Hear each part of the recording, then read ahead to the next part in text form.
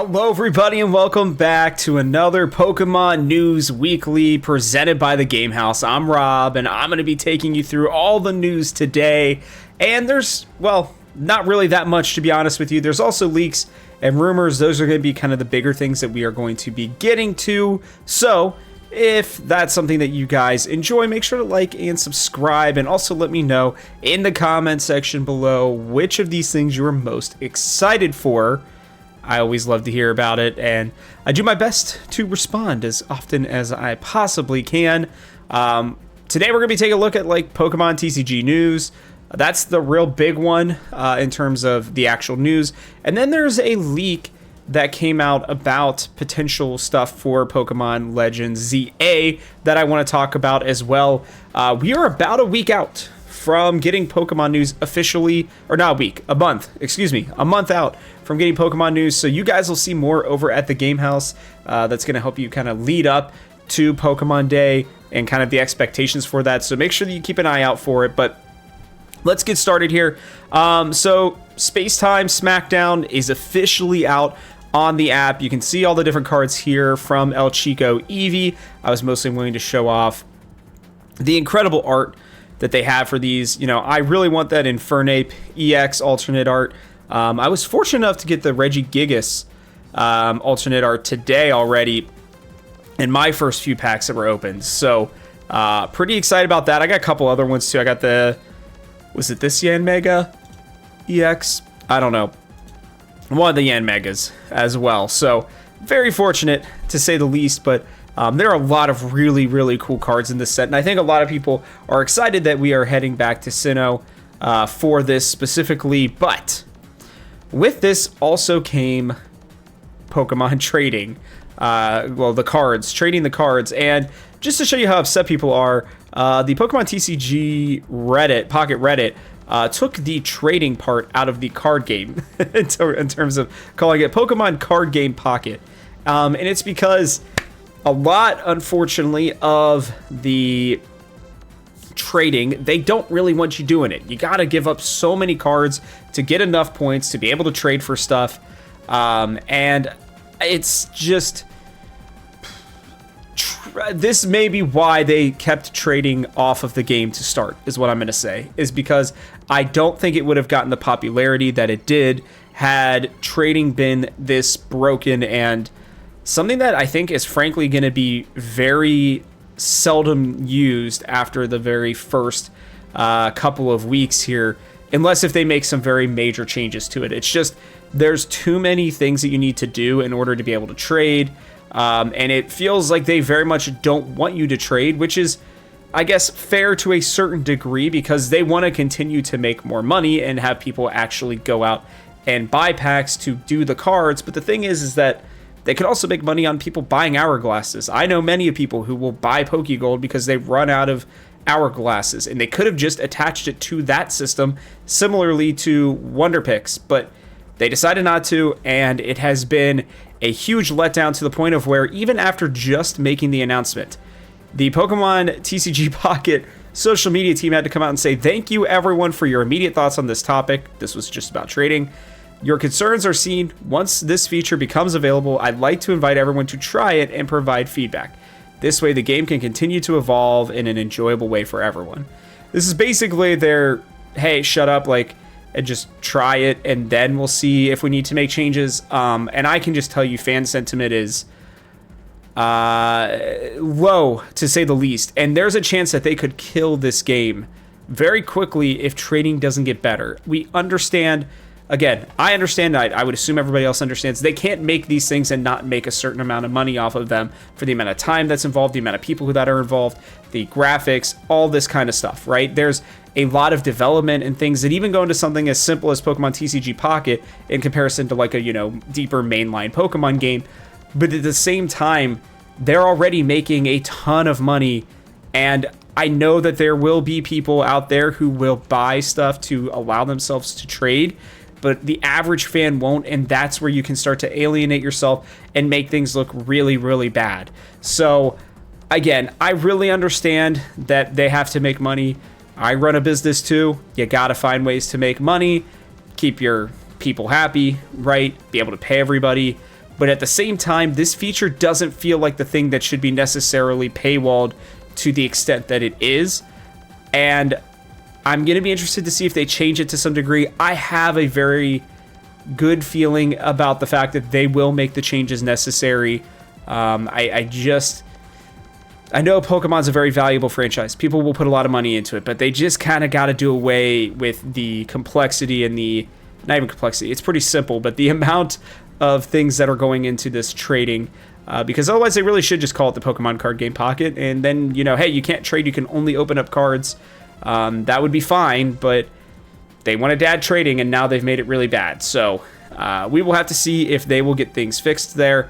Sorry about that. I did end up pulling up the wrong leaks that I meant to go over today. Those were the ones we talked about last week. This week, though, there are some pretty big rumors. This is a very big one in terms of there's a lot of stuff here, and this is all things that they think, or at least they're predicting, or they actually know that are going to come out for Pokemon Day. I'm going to go through each one of them really quickly.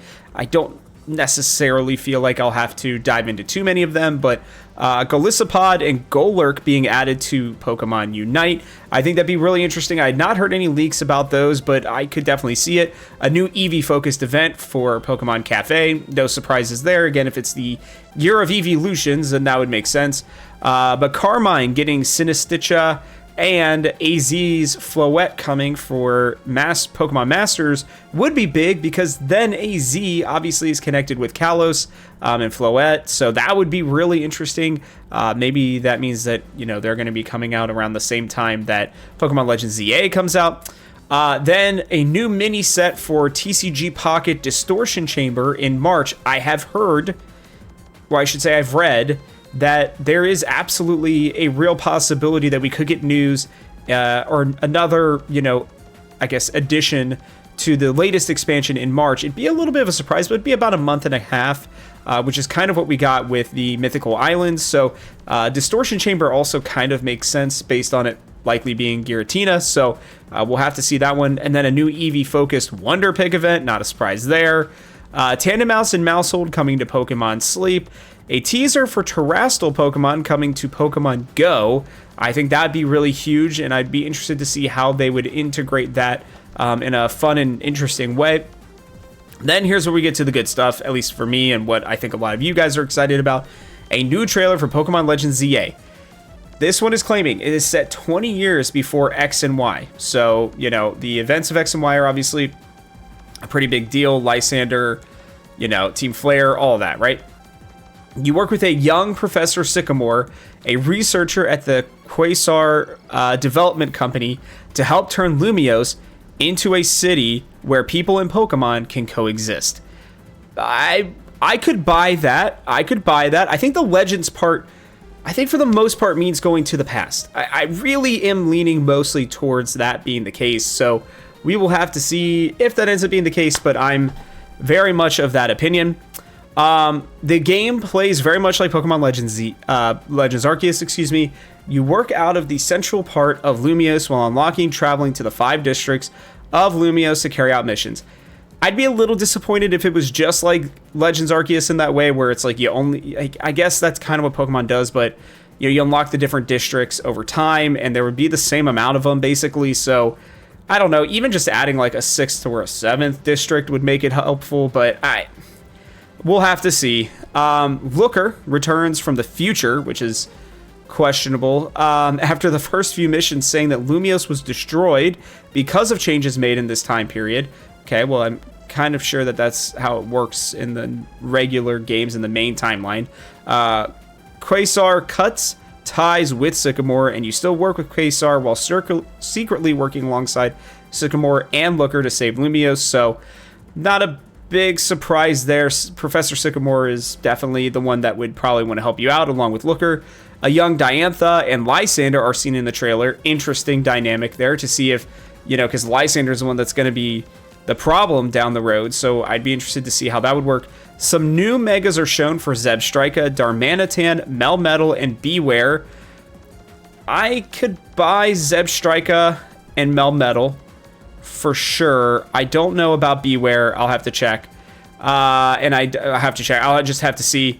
And Zebstrika, again, makes sense. I don't know about Darmanitan either. They already gave Darmanitan a new form, so I don't know about that one. And then a Pokemon resembling Dwebble with a croissant shell is seen in a trailer. So would it be a new form of Dwebble? Would it... I don't know, like, how that would work. Or are they just going to introduce a totally new Pokemon, right? Or would it be kind of like the Hisuian forms that were added in the game? Would we be getting a new Colossian, I think is what you would call that, instead of Kalos forms? Maybe. That's a possibility, but why would they show Dwebble as the main one there? Maybe just because the croissant shell would be kind of adorable. And then you have the Catacombs under Lumiose, where Zygarde and another Pokemon, wonder which one, are resting. The trailer ends with Zygarde cores climbing onto Zygarde. Similar creatures to cores, blue and more angular, sharper, I don't know, climb onto the other one. The light from those cores reveals the 3 starters looking on you: Grookey, Totodile, and Tepig. But before we go, we have one more thing to show you. Point of view of something shooting through the water. Camera shoots up and soars through the clouds. We see countless islands surrounding a central island with a giant tree, cities, and mountains. Cuts to 2 Pokemon jumping at each other, a Pegasus and a giant snake. Both are carrying the same small blobby white creature with a sword on their backs. The screen goes black and we hear 2 cries and see the new logos. So, quickish breakdown thoughts on this. I could totally see them going 20 years. I think they would maybe even go further, but seeing them going, to the past, I don't think is totally out of the question at all. I could see them, having you save the city while also setting it up. That makes a lot of sense to me. Again, the districts thing, I just would be surprised if they made it that similar to where the new formula is going to be. You start the game and then you get multiple, places to go. I don't know. That would be surprising to me. Looker coming back doesn't totally surprise me. I think something connecting to Professor Sycamore would make a ton of sense, to be honest with you. Diantha and Lysander being there as well, or somebody relating to them, makes a lot of sense. These new Megas I could potentially believe, especially, like I said, Zebstrika and Melmetal, would make a ton of sense to me. The Dwebble Croissant Shell, I don't know. I could throw that one out there. But it's his last parts that are interesting. So they're saying that the A Pokemon, right? That's what I'm assuming that they are referring to. The Z Pokemon has the Zygarde cores. Then maybe this A Pokemon, this bluer Pokemon, which I believe, if I remember correctly, the Z and the A are green and blue, or something like that. I could be wrong on that. Could be totally misstating on that. But my point remains, no, it's green and pink, so that makes it even less likely. But regardless, they go to the cores for a blue Pokemon. These 3 starters, though, make a ton of sense to me. I could totally see Grookey, Totodile, and Tepig all making their way onto this. Now, I don't know if somebody took... there's that pack of cards that I know had... I think it was Totodile, Turtwig, and Litten, maybe. You guys will have to, check me on that one. But Totodile, I think... For Alligator, getting some love here with a Mega and being one of the starters and probably even a new form would be awesome. I would love it. I said before, I think a lot of people are pointing to Tepig again because it needs more love. It needs help. I would not be surprised whatsoever to see the Tepig evolution line get some love. And then I think Grookey, people love Grookey, but I don't think that would be a bad addition. And I think these 3 would make sense in terms of being the 3. I still think they might try to go something more with like some sort of connection to France. A monkey, a crocodile, and a pig don't necessarily do that, but I don't know. I mean, there's a lot of different ways that things could go. So these 3 are not the things that are pushing me out on this. The one that is I just really don't think that they're going to show off the new Pokemon game. I think they're going to wait to do that next year, and I think they're going to make a huge deal about it at the 30th anniversary, and then it's going to release sometime either in the summer or in the fall before or during holiday season. That seems the most likely to me, but there are a lot of people because I believe this is here. Yeah, this person also put in this, and thank you to that trainer D for putting this out here, but Pokemon Waves and Pokemon Wins, confidential. Look, if they've already got the titles and everything, like, I'm sure they've had that down, but if that's getting leaked right now, maybe. Like, there is a world where they could release it, and I will say, anybody can make this. This is not very hard to do. I could do it. Not that I'm like a great graphic designer or anything. I'm not, but like putting confidential over something with a basic Pokemon logo and then Wind and Waves, right? Like this would make sense to me in the sense that the font and everything, the design of these screams Pokemon down here, without a doubt. But I also think with AI and everything, it's hard for me to believe that somebody couldn't manipulate it and make that. I think even the way they do the W, very interesting to totally be Pokemon. And it would line up with what we've heard about Pokemon Gaia with the whole, basically going to a mini archipelago, similarly to what we got with Alola. But I think that they would do it a little differently considering it would be Greece, I think, essentially, or that's what a lot of people believe it's going to be. Giant trees, cities, mountains.